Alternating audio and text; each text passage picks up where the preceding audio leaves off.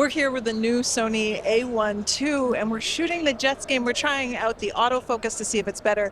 Tony's trying some pre-capture to see how that works with sports. Sony makes two flagship sports cameras, the Sony A9 III with 24 megapixels and 120 frames per second, and the Sony A1 II with 50 megapixels and 30 frames per second. Shooting pro athletes with the A1 III, there were definitely times when the 120 frames per second could have captured a better moment. But having twice as many megapixels with the A1 II meant that we could crop deeper and still get sharp results. The A1 II's autofocus was amazing. It locked onto subjects and tracked them even when other players passed in front of the subject.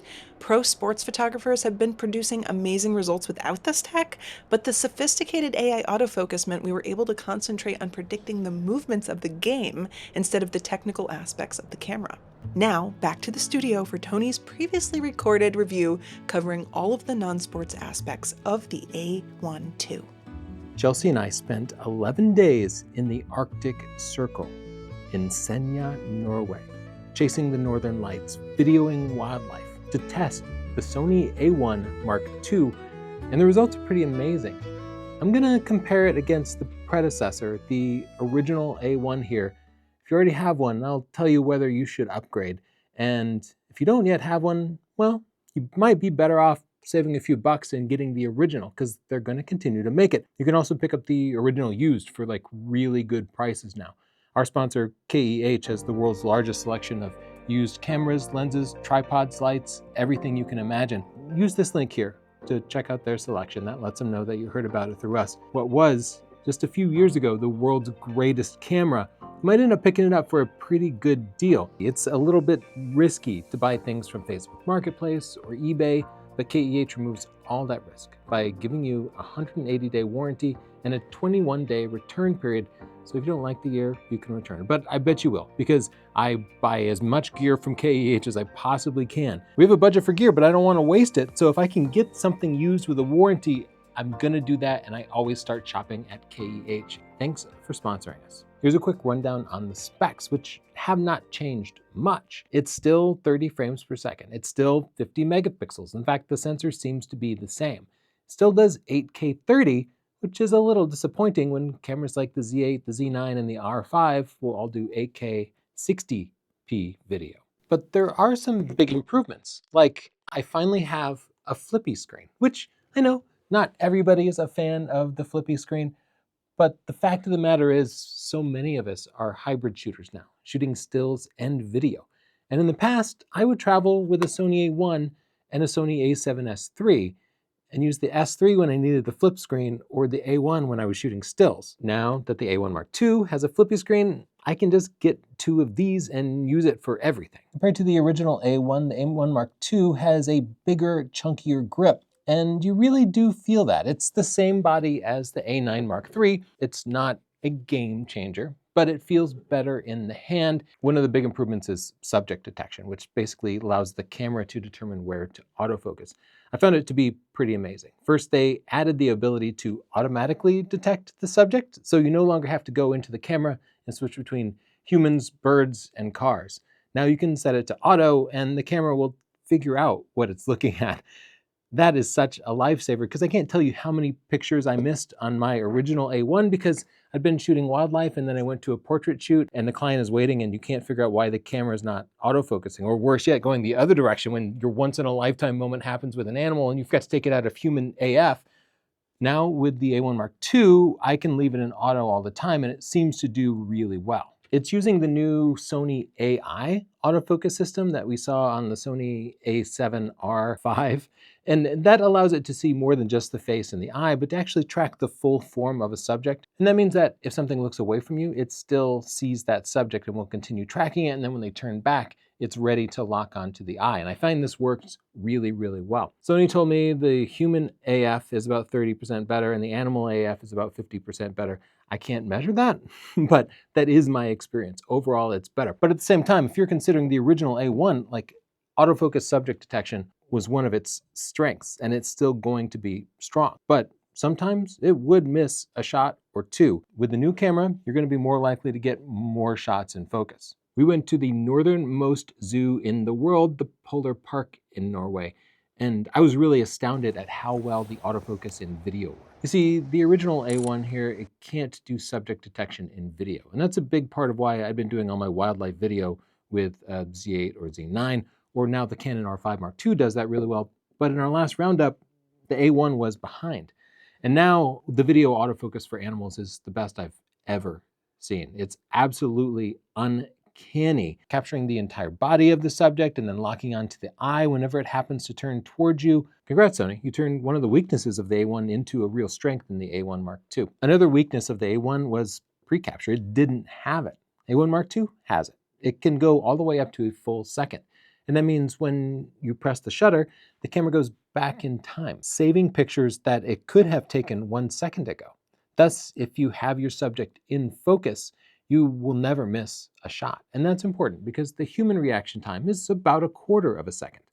With a full second, that means that you can wait until after the bird pulls the fish out of the water to press the shutter. That means in sports, you can wait until after the player catches the ball to press the shutter. That means you have fewer shots to go through because you don't have to be so aggressive pressing the shutter just in case the moment happens to work out. And unlike Nikon, it actually records RAW files, not just JPEG files. So another big win for the Sony A1 Mark II. Something else I really appreciate for wildlife is that the electronic viewfinder, it's still super high megapixel, but it maintains its quality while you're shooting. With the original A1, the mega dots in the viewfinder would go from like 9 million dots to like 3 million dots when you were actually shooting, and it still looked good, but it was a little less sharp. And if you appreciate wildlife, you want to see all the detail you can because you enjoy the moment, and you do that better with the A1 Mark II. Something we struggled with in Norway was battery life. Now, the temperatures weren't super cold. It was between like 35 and 45 degrees Fahrenheit, so above freezing. We still found ourselves running out of battery just in a day of casual shooting, and it's hard for me to test that exactly because I'd have to be taking the same shots with 2 brand new identical batteries on the 2 cameras, but it felt like the battery life could be a challenge, so get yourself an extra. Fortunately, Sony is now packing in a dual battery charger, so maybe they kind of expect you to keep a couple of batteries handy. Whichever camera you decide to buy, be sure to use our link and check out KEH, which has the world's largest selection of used camera gear. Everything you buy there comes with a warranty, so you get that new camera experience with lower prices. Of course, it's not just cameras. I bought my Gitzo tripod from them. You can get lights, you can get lenses, you can get everything you need. And if you do decide to upgrade, you can sell them your old gear too. I've been scammed by buyers and I was in IT security, so I don't risk it anymore. I sell all my old stuff off to KEH, so it gets a new life. Another improvement on the Sony A1 Mark II is sensor stabilization. It should now be more effective. That allows you to shoot longer shutter speeds handheld, effectively allowing you to use a lower ISO and get cleaner images or show motion without having to break a tripod out. So let's take a look at those results. According to Sony's specs, the sensor stabilization for the new A1 Mark II jumps from 5.5 stops to 8.5 stops. Testing it with an unstabilized lens, I found an improvement of about 1 stop, going from 1 stop of perfect stabilization to 2 stops. With the stabilized lens, however, I did not notice any improvement. Both the cameras have a Ethernet port on them. They've improved the performance of that, so now it's 2.5 gigabits per second. It should be faster, and the USB-C port goes up to a full 10 gigabits per second. So I'm going to sum this up, but there's a lot more to say about the Sony A1. Like, I need to do a full comparison against the R5 Mark II and the Nikon Z8 and Z9. I will do that. Subscribe to see that. I just didn't have enough time with the camera while we were traveling to be able to do all of that. In the comments down below, tell me what you want to see in those future reviews so I can answer all of your questions. Now you might be wondering, should you upgrade? I think for general photography, I would say no. Honestly, as we were shooting, I kept asking Chelsea, what do you like about the new camera? And she's like, oh, it's exactly the same. I don't see any difference. But she was shooting stills. She was shooting landscapes, not action. And in those cases, there were no difference. But for wildlife photographers, it's a big deal. The ability to track the subjects in video is fantastic. And wildlife video is so much more powerful and so much more effective than wildlife stills. If you're a wildlife photographer and you're still only shooting stills, you really should experiment with video and the impact that can have on social media. But even for stills, the wildlife and the sports autofocus is significantly better. For portrait photography, they still have the same 1/400th sync speed, which is kind of the best in class, and the autofocus is still fantastic. The original A1 doesn't miss too many portrait shots, but this does a better job when the subject turns away. It can see their entire body. And finally, for hybrid shooters, people shooting stills and video, the Flippy Screen is a big help. And even the fact that there's now a separate control for switching between stills and video means it's a little bit easier to configure as you're changing your settings. So be sure to subscribe to see that future video, and don't forget to check out our sponsor, KEH. They sell used gear with a warranty, with a return period, so there's no risk. Use our link here to check out their store. The coupon code is on the screen, but the most recent one is in the description. And it works on a lot of gear. It doesn't work on all gear, but definitely give it a shot if you can, because that can save you an additional 5%. Thanks for sponsoring us, KEH. Bye.